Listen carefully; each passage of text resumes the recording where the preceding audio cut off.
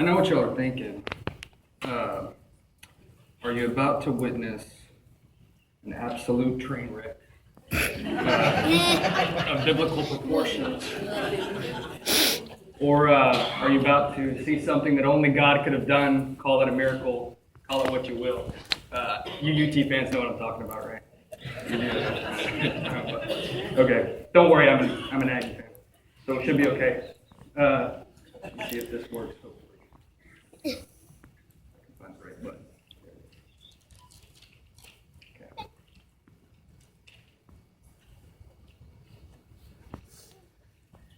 Hit the next slide. It shouldn't change up there. It didn't. Awesome. Okay. This one isn't working, so you're going to have to do it, buddy. I'll let you know when to switch it. Okay. For those of you, I've seen some faces that I don't know. My name's Vince. I'm one of the deacons here. And I wanted to do a presentation to you guys about something. And Jeff says, well, why don't you think about preaching? If you're going to do the presentation, why don't just preach? Do the whole thing. So I don't know what you want to call this. If you want to call it preaching, but it is what it is. I'm going to start this whole thing off with a hypothetical for you guys. I have a family of 5, myself, my wife, and 3 kids. What if my family got some strange ailment, some mystery disease, and it was going to kill them in 48 hours? All of us, myself included. I don't know what it's called, but it's something really bad. There's a cure for it. The problem is insurance isn't going to cover it. It's not ridiculously expensive either. I mean, considering it'll save 5 lives, let's say it's $5,000 each, $5,000. So that would be 5 times 5, $25,000, right? $25,000. $25,000 saves myself, my wife, and my 3 kids. Seems pretty reasonable to me. So if I came to you and I said, my family's going to die, I don't have the money. My insurance isn't going to cover it. Could you help me? What do you think you would say? I know what you would say. I've been here a long time. I have no doubt in my mind that I would walk out of these doors with $25,000, probably more. But let's take it a step further. What if it was not my family? What if it was none of you? Because we all know each other. It's easy to feel compassion and to want to help a brother that we know. Let's move one step further. How about a family of 5 from, let's say Harvey Drive Church of Christ. You don't know them, but you know their members there. You know that they're believers. Would you have the same response for that family? Would I have the same response for that family that I don't know? I don't know. What about a step further? What if it was the Baptist church down here on Conway and 3 Mile? Would we have the same passion and compassion for that family? Even a step further, we can go to a totally wild denomination 30 states away. And you can keep going. So as we proceed through this, because it's going to sound weird right now, just keep that in the back of your mind. And I'm going to talk to you for a little bit. I'm not a preacher, so don't call it preaching, but I'm going to talk to you. So what I want you guys to tell me, what good is it if someone claims to have faith but doesn't have any deeds? Can that kind of faith save them?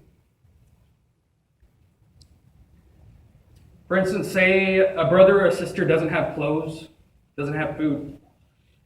If one of us says to them, go in peace, keep warm and well fed, but does nothing about their physical needs, what good is it? In the same way, faith says got faith. Faith by itself, if it's not accompanied by action, is dead. But somebody might say to me, you have faith, man. I have deeds.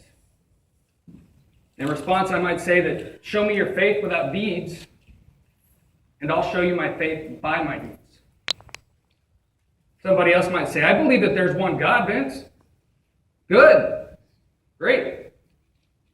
Because even the demons believe that, yet they shake with fear. Let's not be foolish. Do you want evidence that faith without deeds is useless? Wasn't Abraham considered righteous for what he did when he offered his son Isaac on the altar?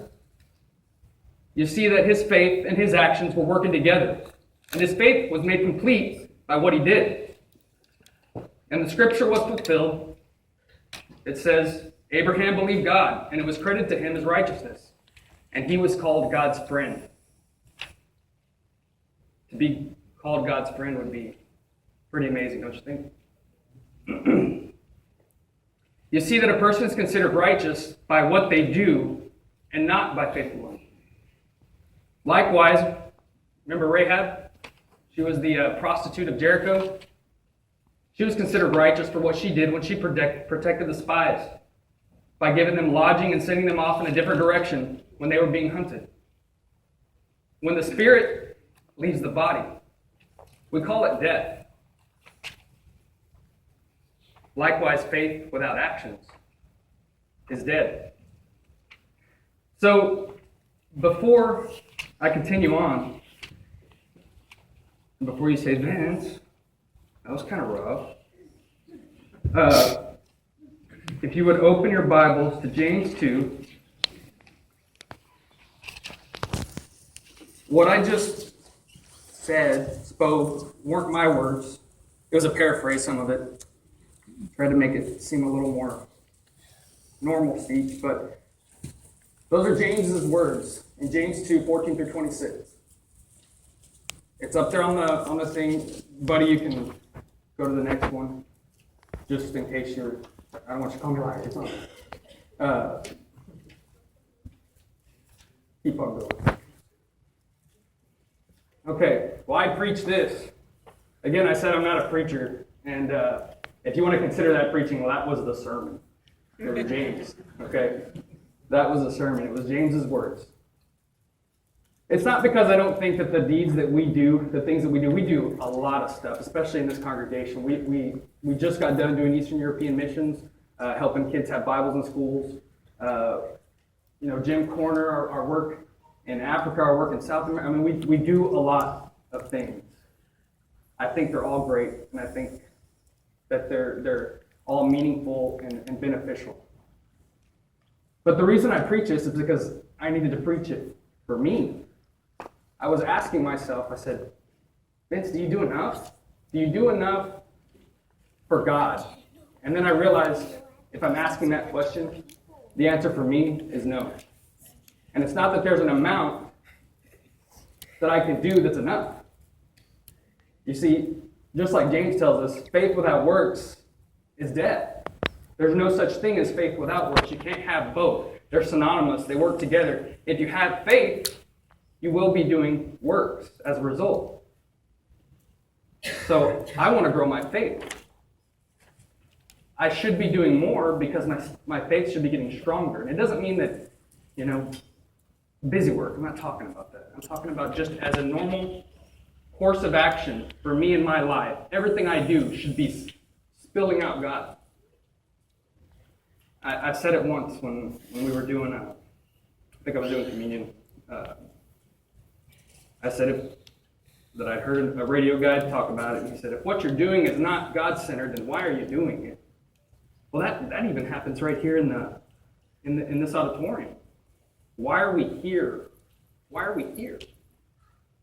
Well, the answer is to glorify God.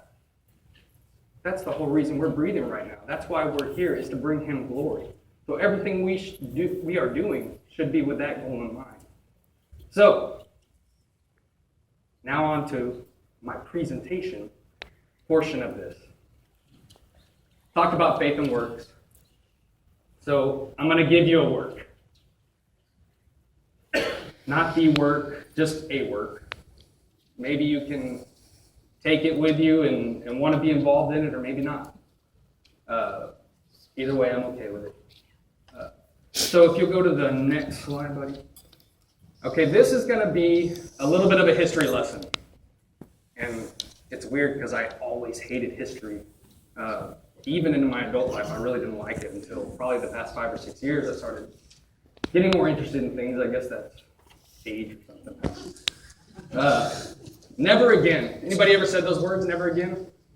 Never again will I do that. Never again will I eat that much pizza. Never again will I, let myself get this heavy. Never again will I do whatever. We say it a lot. Most of the time we probably don't mean it, right? Because we wind up doing whatever that is again. Go ahead, buddy. I'm going to talk to you a little bit about Christian persecution. We talk about it here in the United States, right? Christian persecution really doesn't take the same meaning as what people in other parts of the world have faced. Pretty menial compared to everybody else. But quick history lesson about Christian persecution. Armenian Christians, as you might be aware, in 1915, about 1.5 million Armenians, mostly Christians, were killed by the Ottoman Empire. Okay? I don't know that anybody in here was around in 1915. Pretty sure we're good on that one.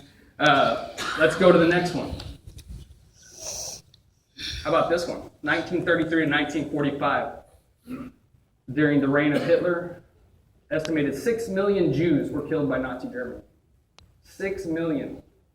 So we got 1.5 million, we got 6 million. That's about 7.5 million mas o menos. We might have some people, I know we have some people that were born around that era here. Go to the next one, please. So never again. I wasn't around in 1915. I wasn't around in 1933 to 1945. There wasn't anything I could do about those things. There was probably nothing you could do about it. But what if you could have done something? What if you could have stopped just one of those Christians from being slaughtered? Would you do it? I like to think I would. We saw just this week in Oregon. The reports are that people were killed specifically and explicitly because of their faith. They were asked their faith and then they were shot. They were killed. I think I know what I would do in that scenario. I'd profess my faith. Be glad, I might not. I'd probably be a little more aggressive as I professed it and tried to, persecution happens here. It does happen, but not on the same scale as what we've seen in history. But again, not much we can do about that. What about nowadays? The menial persecution that we're dealing with right now in the States, that's not what I'm talking about. 99.99% of the time, that's not a life or death matter. Can you go to the next one, buddy? This sign right here, and the title here, The Christian Slaughter of the 21st Century, it's happening right now. Right now. That sign is an Arabic symbol for the letter N, and what it stands for is the Nazarene, meaning Jesus, the one from Nazareth. What it actually means to terrorists in the Middle East, to ISIS and the likes thereof, is these people follow the Nazarene. They're marked as such. They should be treated as such. Go to the next one, please. And when I say be treated as such, that means they're given 3 options. You see, in Iraq and in Syria, there's communities of Christians. They're kind of self-contained communities of Christians. Well, the terrorist groups are going over there and they're saying, hey, you have some choices here. You can convert to Islam. You can pay us a protection tax, meaning, we won't kill you right now. Or you can die. Those are your 3 choices. Sounds pretty much like a gun pointed at your head, kind of like those students dealt with up in Oregon this past week. And these Christians are standing up and they're professing their faith. They're not backing down. They're saying, yes, I'm a Christian. No, I'm not going to pay your tax. No, I'm not going to convert because I know who the true God is. That's pretty brave. A lot of these people, a bullet would probably be a much more humane thing than what they deal with on a daily basis, what their kids deal with. If you want to look more into exactly what they deal with, I'm not going to get too graphic in here this morning, but it's disgusting, it's grotesque, and it'll make you cry when you hear what happens to these little girls and little boys of these Christian families. So, what can we do? I'll pray for them. I'll pray for them. That's great. We need to pray. But what did James tell us? He said, faith without works is dead. So we need to take action. You see, in 50 years, or 40 years, or 30, whenever, down the road, when my kids, they won't remember this. Brandy's videoing it, so there will be record of it, because this is going to go a little bit further than just our congregation. But I want to be, when my kids say, hey, Dad, weren't you like in your prime in 2015? I guess this is my prime. I'm like, weren't you 30-some years old, and couldn't you have done something to keep all those Christians from dying? Couldn't you have done something to help them? I want to say I did more than I just prayed for them. Because I want to pray, and I want to put my faith in God, but then I want to do. So, what does that mean? What can we do? Go on to the next one. The Nazarene Fund.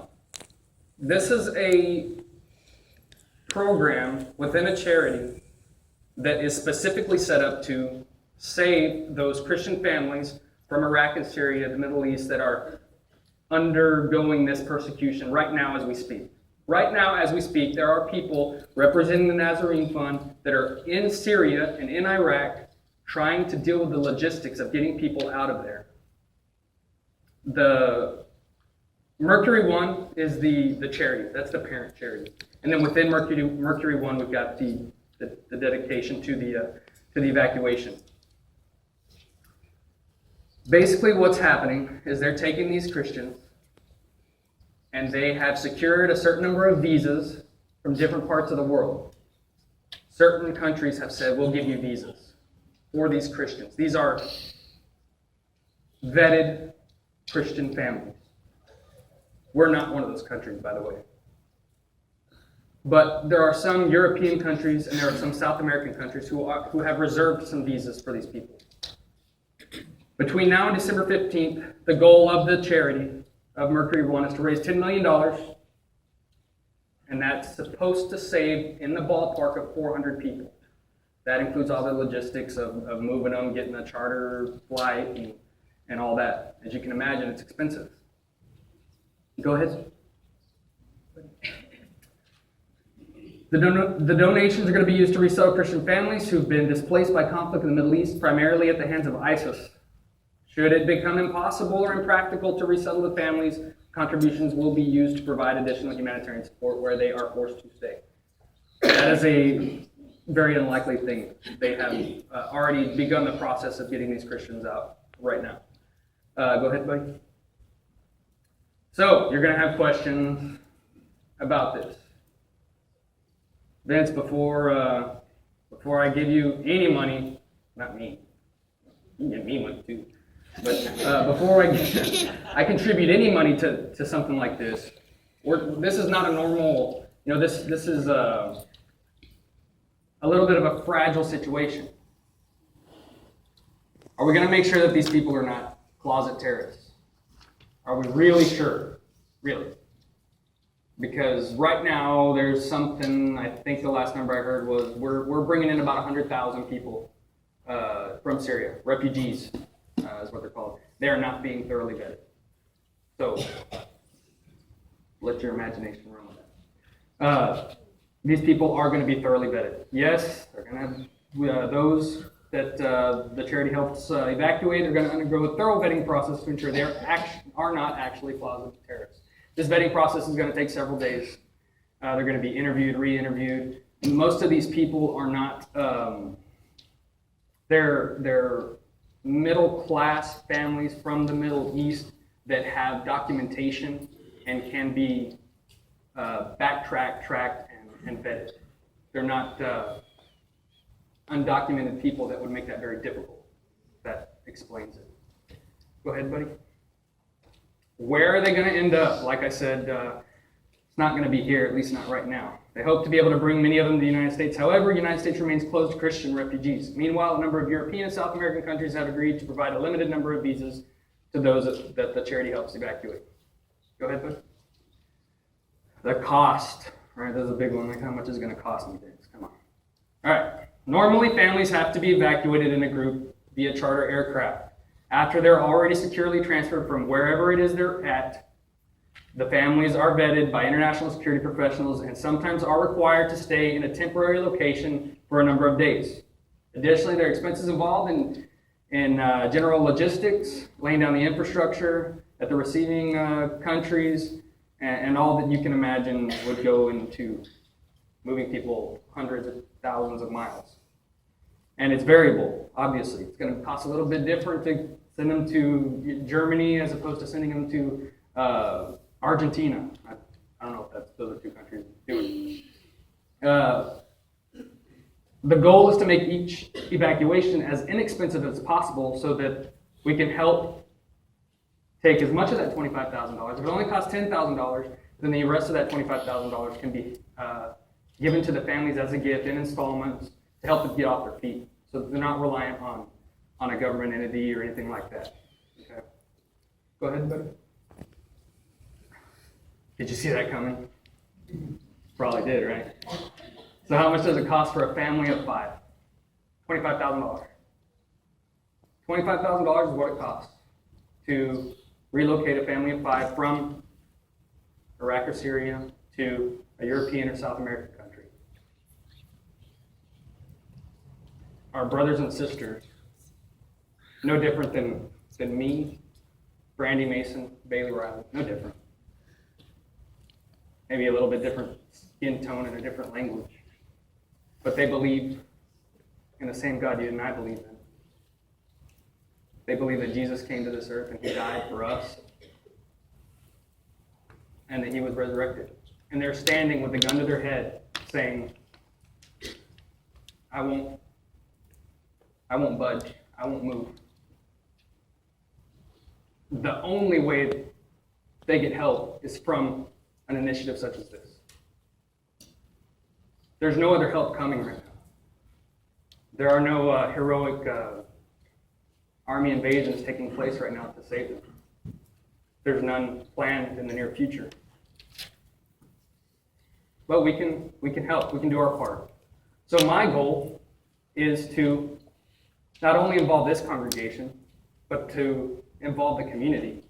Because one of the most important things that people see in us is our willingness to practice exactly what it is that we preach. So I want to involve the other churches of Christ. We send out letters to all the churches around here, not just churches of Christ. Any church that has a P.O. box or a mailbox, we're sending a letter to say that next Sunday we're going to be taking up a special offering, just like we did last Sunday for the Eastern European missions. We're going to be taking up a special offering specifically for this. One of the great things about this charity is that 100% of everything, no administrative fees whatsoever, 100% of everything is going directly to the cause. So we can make that money count and be good stewards of what God's given us. So, in addition to our congregation, area churches, I want the community involved, the non-church community. I'm going to put it out there. You all know I ran for sheriff a little while back, and amazing success. Amazing. So I've gotten into contact with some different people throughout the community that have already expressed some interest in wanting to be involved in this. Not as a testament to their faith, because a lot of these people are not believing, but they believe in the cause. They think it's a good cause. So they're wanting to get involved too, and I think that's great. I think that this can be a testament to the community that says, hey, we're going to stand right there with you. And if that gun were pointed at our head, we do exactly what you're doing. But it's not right at this second, and we can do something to pull you out of that situation. Next slide, last slide, I think. So, never again